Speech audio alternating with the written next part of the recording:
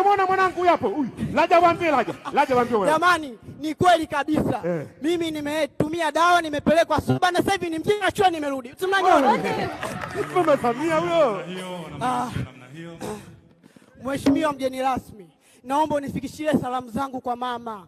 Mwambie mama asante sana. Asante kwa kujitoa kuikomesha biashara hii haramu ya dawa za kulevya. Lakini pia mwambie mama hongera kwa kuteua timu imara inayoongozwa na kamishna jenerali wa mamlaka ya kupambana na kudhibiti madawa ya kulevya. Mheshimiwa mgeni rasmi, mimi pamoja na timu yangu naomba kwa idhini yako ukamwambie mama kwa idhini yake tupite nchi nzima tukatoe elimu kwa vijana wenzetu kama mimi jamani. Dawa za kulevya ni hatari jamani. Hilo limepita, nimepata waziri mkuu ambaye ni Makini. Ndio.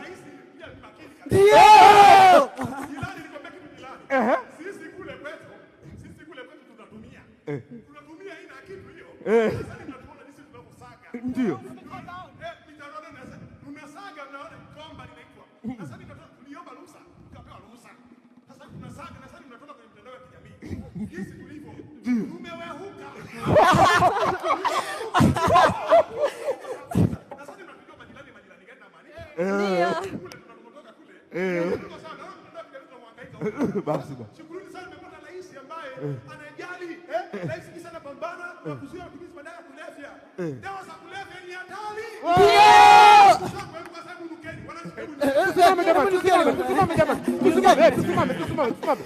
Wewe kama si wewe Samia nisingesema, ningejikunja daima ningekuwa nyuma. Leo umekuja Samia kutuokoa. Mkinipenda msinipende nyie, na rais wangu jembe. Mkinipenda msinipende nyie, na Samia wangu jembe. Mkinipenda msinipende wewe, na Samia wangu jembe.